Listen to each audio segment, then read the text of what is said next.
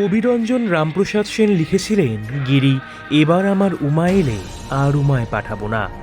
উমার আগমনের সময় হয়ে গিয়েছে এই ধরাধামে।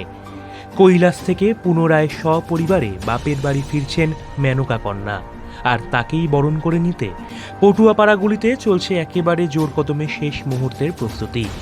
হাতে মাত্র আর কটা দিন, তারপরেই বাঙালি মেতে উঠবে শারদোৎসবের আনন্দে। তাই নাওয়া খাওয়া ভুলে মা দুর্গার মূর্তি তৈরিতে ব্যস্ত লেলিনগড় পালপাড়ার মৃৎশিল্পীরা, কারণ সময় মতো প্রতিমা তৈরি করে তুলে দিতে হবে পুজো কমিটিগুলির হাতে। একই বাদ সেধেছে বৃষ্টি, তাই বৃষ্টিকে উপেক্ষা করেই জোর কদমে কাজ করতে হচ্ছে পটুয়াপাড়ার শিল্পীদের। এবছর এই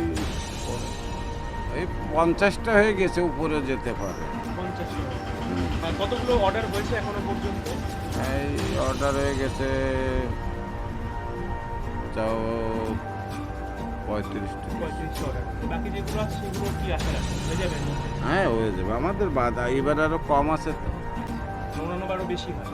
এবার প্রায় 17টা ঠাকুর কম আছে, অন্যবার বেশি হয় তো, 60-70টা। আচ্ছা, তো এই বছর মানুষের রেসপন্স কেমন পাচ্ছে, মানে যারা ক্রেতারা আসছে তাদের সেরকম কম বানিয়ে দেখছি, সেরকম ইয়ে না।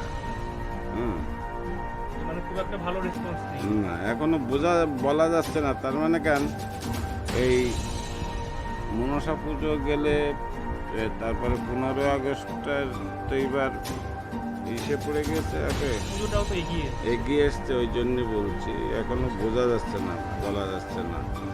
বেশিরভাগই তো 15 আগস্টে মিটিং হয়, আর তারপরে সবাই আসে। হ্যাঁ, বৃষ্টি কি বাদ সাজছে কাজ তৈরিতে? হ্যাঁ, বৃষ্টিতে অসুবিধা হচ্ছে।